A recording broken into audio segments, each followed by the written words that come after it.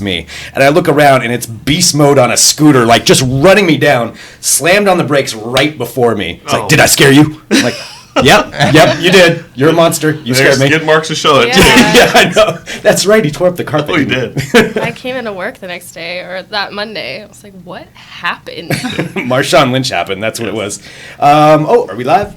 All right. Hello, everyone tuning in. This is Trends with Benefits, our weekly roundtable podcast where we gather experts from digital trends to talk about the tech topics of the day. So if you're listening via podcast, we also do this live on YouTube, which we are right now. So go ahead and pop in there. You can drop in your comments, your questions, whatever you want to talk about. We'll get to those. We've got a bunch of things we're going to get to. I'm your host, Greg Nibbler, and let's see who we've got in studio today. To my right. Hey, it's Nick Moke. I'm the managing editor here. Excellent, Nick Moke. And first time ever on a podcast. Right now, big introduction. She's got a speech she's going to give. Go ahead. I'm Holly Smith. I'm the social media manager at Digital Trends. Holly, how do you feel about being on a podcast? See, now you've officially been on one. I'm super excited. Thanks for having me. Excellent. All right, and on the end.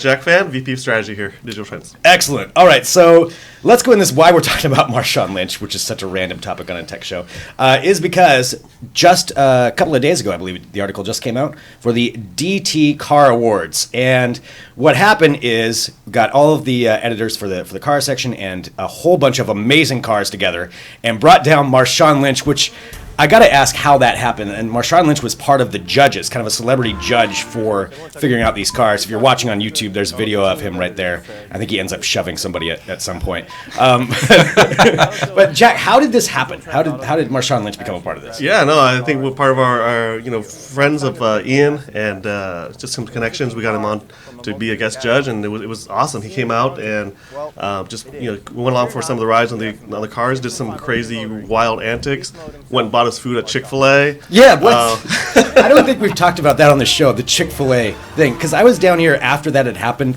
Why did he want to go to Chick-fil-A?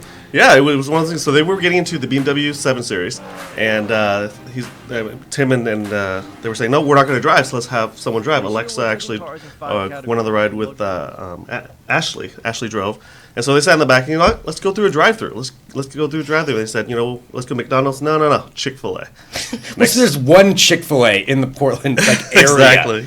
And it's miles away. Yeah, they went there, and apparently he ordered a bunch of food and 3 gallons of lemonade. 3 gallons of lemonade. Because he's Marshawn Lynch, and you can just do that. 3 gallons of lemonade. So you guys tried out all these different cars, in which a lot of people, they forget how much tech. I mean, cars pretty much are tech now. It's basically a computer you can drive at this point. And tech is so involved with it. So, I mean, not to go into it too much, because all of the reviews are at digitaltrends.com, which you should definitely look at. Great video of them. But what were your kind of takeaways? What were your thoughts on everything that you saw? I know you kind of were involved in there the whole day. No, I mean, the technology is amazing. I mean, for me, just seeing all the high-end luxury cars, and I mean, the SUVs, the Volvo, the Audi, it's just amazing technology that they have in there. It's all integrated. So the 7 Series, for example, you just sit back and relax. You were in the back seat of the 7 Series. Yeah, I almost took Alex out on accident. That's the one comment I do have is that car had so much tech in it, but it couldn't realize that there's somebody sitting in the front seat. So if you hit a button, it puts the whole front seat down so you can kick your feet up. And I almost just crushed Alex in half. And I didn't know what button I hit, so it took me a while to figure out how to turn it off. So you'd think they'd have some sensors out there, but no, you can just crush someone randomly. See, that's such a weird experience for me, because my car is like the epitome of not tech. I still have a CD player in my truck. Like I don't even know what tape deck. Yeah, it's not a tape deck. That's true. Yeah, although I would still use a tape deck. Probably I could find some tapes, but like that, it's just crazy how much tech is involved with those different things. Like, what was the one thing that you took away from it? Like the surprising tech that you found? I found on the Audi. So I took the Audi out to on the track day, and driving. They have this adaptive cruise control where you can kind of set the cruise control, but it adapts to the car that's in front of you. So if the car in front of you slows down, the cruise control will actually slow your car down. If it speeds up, then your car will actually speed up. And so you don't have to do anything. I didn't. I just steering it. I mean, I think there's ways to like lane departure warning and all this steering that you could actually turn on, which I didn't turn on. But it's amazing. It's self-driving pretty much at that point. My thing was in the BMW, and I think in the Audi as well, there's so many sensors around the car that it will give you a bird's eye view.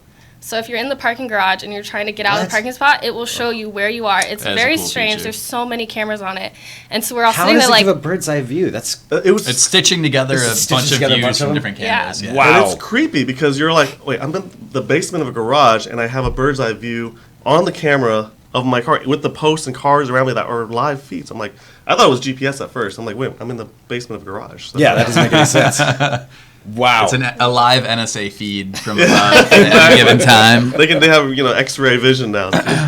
Damn. All right. Well, all of that's at digitaltrends.com. So definitely go there, check out that article, and watch the video of Marshawn. There's stuff that's probably, I don't know. I think it's all safe for work. That made the video? Yeah, I think it was edited quite a bit. It was edited. So you can check that out there. All right, let's go on to our next topic here. And this is something that was in the news a lot this week, and it has to do with Facebook live streaming and Periscope live streaming. Like live streaming everything, which is exactly what we're doing right now, is kind of taking over social media for a bunch of different issues. But one that really got a lot of press is what happened in Congress, which I don't know if everybody saw this, but there's a sit-in right now over some regulations for gun control, and C-SPAN was shut off, which it's always broadcasting, and they shut down those cameras.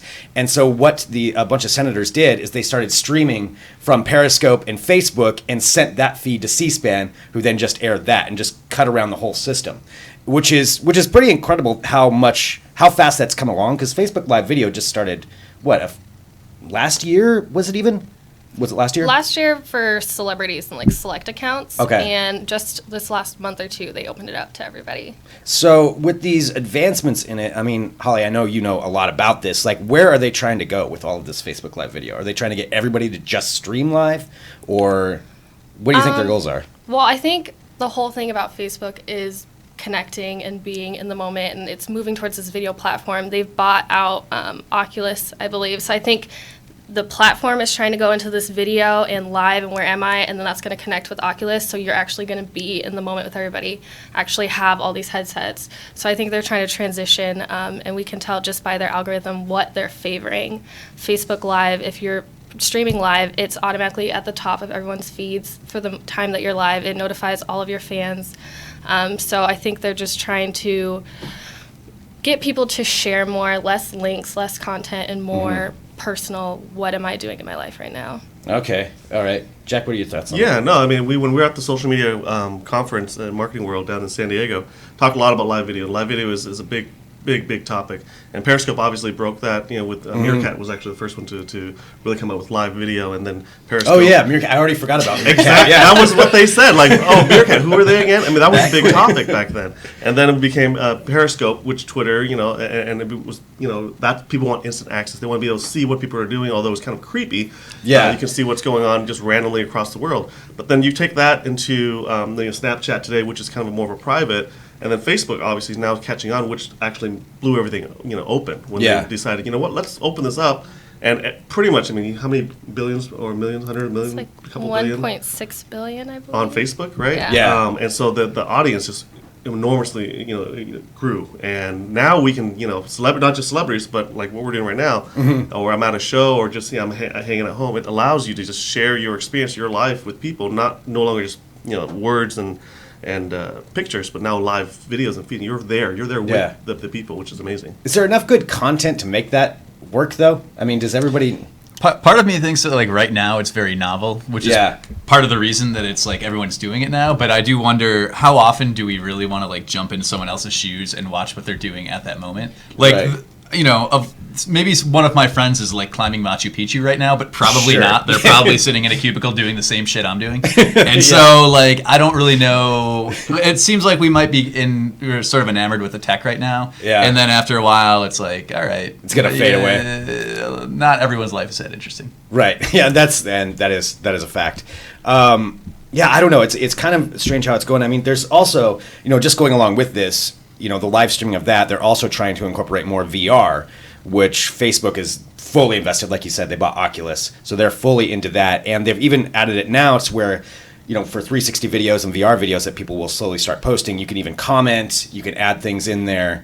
And again, though, for me, it's just, is it going to be interesting enough content to really make that investment worthwhile? Yeah, no, and it's the thing, like, you're just pulling up right now, this live map. You can see. Is this a live map of... of everyone that's The going whole live world. right now. That's on Facebook? Yeah, Wow. I was super surprised. I thought it was only brands that were using this, but there's so many people that are just randomly on here, like. And you can drop in and just see somebody live. All I right. don't know if they know they're broadcasting to the world right now, but and then you can obviously see the bigger brands that are saying. Greatest tool for voyeurs ever, right there. That's what that is. Well, I guess Periscope kind of does that too now, where they've got a function where you can check in on somebody's broadcast. It'll be some dude in Albania walking down a street, or usually it's either people smoking pot or other things that you don't want to see, and you click away really quick. But yeah, it is kind of fascinating how this is coming. I mean, I think it's just going to become ingrained in the culture with it, with everybody doing this. There's another aspect, and this is something that I wanted to bring up, this Indiegogo campaign that's out there right now, and it's for this camera called the Perfect Memory Smart Pro camera. And we've got a video of it. The video is pretty hilarious. It's talking about how there's always these moments that are happening in your life, and you don't have your camera out, or you're too late, or you're too slow, you might miss out on something happening. And if you're watching via YouTube, you'll see what this is. But what it does is it constantly records. It records 24 hours a day, and you can double tap it, and it'll save the last 5 minutes. And you do that a few times, and what it'll do is it'll cut together a video for you, have it social media ready, and then you just post it whenever you want. Like, it's doing all of the actual work. And I guess that the idea, yeah, there's the video if you're watching that. I'll save it. You have to go to the post to watch this video, and that, if you're listening via podcast, it'll explain it. It's a man on a bike with a companion. Inflatable companion. An inflatable companion. But yeah, I mean, is this something you guys would use? Would you be interested in using this? This is a cool little camera. I feel like my first thought is like privacy concerns. Yeah. If it's backtracking. So somebody could be saying something and they have no idea that you're able to record all that after the fact. Yeah, and they just save it, and then boom, they've got it right there. Well, where's conspiracy Dan when you need it? Because isn't that already happening right now when people are walking with their phones in their pockets and it's literally recording for the NSA or whatever? I mean, that's already happening. Bird's eye view. Just for Dan. Why I wear tinfoil under my shirt? Yeah, that's right there. But I mean, you saw him in so much. the Mark Zuckerberg with his tape over his camera, and then the microphone listening. We talked about your phone's basically listening to you, just talk and discover what you like and what you don't like. So cameras are no different. And you watch all these cyber shows where they have instant. Was it Fast and Furious 7, right? Where they created a ability to see every camera and every pick up the audio of every. That's not far from reality. And That's you can argue different, that. though. It's not sharing it on your social media sites. But the ability is there. Yeah. And what I'm saying is it's already happening. So this is just saying, oh, I can do it by myself on purpose as opposed to it's already happening for me. Yeah, I don't know. I mean, how can you trust anybody at that point? Because you never know if somebody is actually filming you. I mean, I think at this point you just have to act as if you are being filmed. You are in a on a bus or something, Assume you're living. It's fair to assume that someone's recording something somewhere. Right, you're living in your own Truman Show, pretty much. That's a reference. So sad. It's gonna get. I love the Truman Show. I'm sorry, but yeah, I mean, it's kind of like what Google Glass was trying to do, although everybody got pissed off about that. But now this is coming out. It's the same thing. It is. You don't look maybe quite as maybe ridiculous. even more brazen because the only point is to record stuff. Google Glass did other stuff. And it's like, well, okay, yeah, I can take a picture from it, but I'm actually just looking at my email right now. Yeah. Whereas, this is like, nope, this is only here to record you. And if I double That's tap it. on it, the last 5 minutes of stuff you said is all, permanently saved to a memory card in here. That's kind of crazy. I'm curious what people think about this too. So go ahead and pop in your comments there on YouTube if you're watching. If you would use this, if you're excited about that kind of technology, or if you're like me, I probably wouldn't. Although, I mean, I guess in hindsight, there are a few times where it would come in handy. Well, you think about sorry. I was just going to say, would you wear it all the time? I don't know if I could do it. So, they make the point with the guy riding down the street with the blow-up doll. Crazy stuff happens, and you have it captured that maybe you were too slow on the draw with your phone, but how often does that really happen? Right. Yeah. I mean, I would maybe wear this if I rode the Max to work every day, because right. you're going to get some good content. Definitely. But in the rest of my life, Like, Yeah. when I'm sitting at my desk, like, probably nothing crazy is going to happen. No. You think about like dash cams, right? The whole point of dash cams, which is really big in lots of part of the world, is to be able to capture moments, and it records, a certain period of time. Sometimes things happen unexpectedly, and you want to be able to show it as proof, or you want to be able. This could be something that maybe you just want to protect yourself. Whether your interactions on a daily basis, type of things that happen around you. There's a way to capture that. But when you're going back to the Google Glass comment, you're purposely, intentionally doing it to record, as opposed to Google Glass. You don't know if someone's recording. You don't know if someone's doing something. This says, "Here I am. This is being recorded, and if you see it, beware." Beware. Yeah. I could see it being used in like traveling or in sports, or if you're doing something active, not like an everyday use, but like specifically I'm doing something and I want to be able to do it and then record after the fact. So. But then a lot of people, you think about moments, you're like, oh, I wish I would have had that on camera. Yeah. Now, if you were actually wearing something, you're like, oh, that was awesome. I just saw that. Double tap, share it to my phone, on Facebook. People are like, how did you capture that? You just went viral. Just like now that. I want Now this. Jack wants it. They only need $2,000 more on Indiegogo. All right, I gotta go. Their goal. I'll be right back. All right, so yeah, that's the Perfect Memory Smart Pro camera, which you can check that out at digitaltrends.com also. All right, going back to VR, there's something Holly, since you're on here, we've brought this topic up before, and we've never had anybody in here who has firsthand experienced it with virtual reality and the roller coaster ride that you did. Where was this at? This was Six Flags Magic Mountain in California. Okay, and so this is a ride that's still there, obviously. Yeah, I was there on opening day, actually. Wow. Totally unplanned. But, I was there. So you rode. So it's a roller coaster, but you put on VR goggles. Yeah, so it's an old roller coaster. I think it might have been the first roller coaster with a loop at Six Flags, and so they just revamped it with this VR headset. Okay. So I went on it with VR, and then I went on it again without, just to kind of compare. Oh, so you get the choice of what you want to. Yeah, okay. they let you do it with and without, because I wanted to know if the VR actually like added to value to it, or if it was just kind of a little bit of a trick or whatnot. Yeah. But I did it, and it was really cool. The VR experience was the world was ending, and there's all these robot monsters like running around and buildings shattering. The one thing I didn't like is there is a loop in the roller coaster, and there's no visual cue that you're about to come up on this loop. And the ride, it's just a bar on your lap, so all of a sudden my head was in my lap, and I was like thrown down.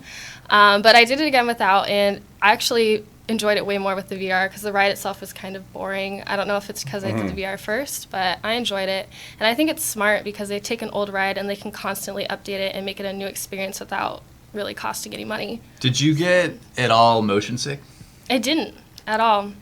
You don't normally get like motion sick on roller coasters? No, I haven't had any motion sickness with a VR headset before, so I was kind of weary because you are on a ride, but I didn't experience that. And I think because they were doing a really good job at moving. Like, that was one thing I was worried about, because with Gear VR, you don't move. Right. It's just a 360 view. But in this experience, you were moving forward the whole time. So, other than the loop. Yeah. Yeah, it seems like, so everything else was like synced up though, like when you go left and right, so something you were is happening. in a plane, and the plane was flying like around and through buildings, so you were actually moving through the space as the roller coaster was moving. Wow. All right, I would try that then. I would. I'm ready. And it was And like that's- a yeah, you've buffed sold up me. version. Like, it was leather and super padded. Like, it was a nicer version of the Gear VR than the consumer version. Imagine how many people are going to try to steal those, though. They were, they had people, like, as soon as you got off the ride, they were on your neck, like, they were taken off. Like, Oh, yeah, I okay. barely touched Yeah. it. Like, it was put on me, and it was taken off me, so... Did they wipe them down afterwards? Yes, Yeah, they imagine do. how sweaty it is. No, that was the first thing too. I was like, I'm glad I'm here on the first day because I don't know how these will be. But there's gonna a smell stand. so bad. They were being sanitized every time, and I think that's part of the leather or whatever the material was. So it wasn't foam. I mean, and that is going to be fascinating, though, how, and again, we've talked about this before, but just how much VR is going to be incorporated into a lot of entertainment and how they're going to find ways to do it. I mean, like the VR arcades that we were talking about, I think, I don't know, a few months ago, but, just that concept where you can go and put on virtual reality and then interact with other people in that and not make it such a solitary experience, because it totally can be. I mean, you can put those on, lock yourself in a room and never talk to anybody, which I'm sure is going to happen for some people. but yeah, things like that. That's interesting. Is there anywhere else that you could think of that it would work? Like something applying that to older things like I that? want VR in the elevator here. Just want to get on that's floor a 1. great idea. And then slip on VR goggles for 14 seconds it takes to get up to floor 10. I love that. And I want to be in an alternate universe. Yeah, and then you don't have to talk to anybody in the elevator, and it's not as awkward. Oh, yeah. Yeah, I'm really awkward in elevators. Like, what do you do? What do you talk to them? Like, you're in there, and the... Oh, people that have conversations that are kind of, that should be private conversations. Right, but they're in the elevator thinking, oh, there's one other person here. Who cares? Yeah. No, it's like, I'm right here. I can hear everything you're saying. Okay. Or Ian in the elevator, which is definitely the I worst. was actually going... Oh, Ian's totally an elevator talker, isn't he? That makes sense. That definitely makes sense. Yeah, an elevator would be great. Something like that. Or even like on a Max ride, I No? don't know. I want Sounds to like be a good aware way of to my get surroundings. your VR Okay, I stolen. guess you'd need your own, separate box. Maybe that's not such a good idea. All right, I'll take that one back. All right, moving on to a couple of other topics here. I guess I did skip this at the beginning. Let's go back to this, talking about the car awards. And it was another huge video that's come out this week, and it's just talking about an electric car. Which, did you guys test electric cars? We did. They were they're hybrids. Oh, yeah, hybrids. Hybrids, The Chevy okay. Volt. Audi e-tron. Audi e-tron. e-tron and the Chevy Volt. Okay, well, this is a purely electric car that just broke the world record for 0 to 60. It did it in 1.5 seconds. And it's this group from, I believe, Zurich or Switzerland? Yeah, Switzerland. Yeah, a group of students who put this car together. And the video is pretty amazing. It's just an electric car. I think it's like 375 pounds, 0 to 60 in 1.5 seconds. It is really impressive. Which I guess says a lot about electric cars. If you can do this, it's beating Lamborghinis. Off the. Well, that's the thing. Like block. electric, because there's no combustion engine. You're just stepping it. The acceleration happens right away. So, like, you've ever been in a Tesla, for example, that ludicrous mode, that initial takeoff, Oh, yeah, is ludicrous. super fast. What is it? Ludicrous mode. And what are Ludicrous the other mode. ones? I can't remember the different modes. It's a pretty impressive feat just for 30 students to do this. I mean, I could see where electric cars, if you can do that, if you can keep the battery, that's going to be the key, of how far you can go with that. Although the idea of a bunch of people tooling around in these things going 0 to 60 sounds a little dangerous.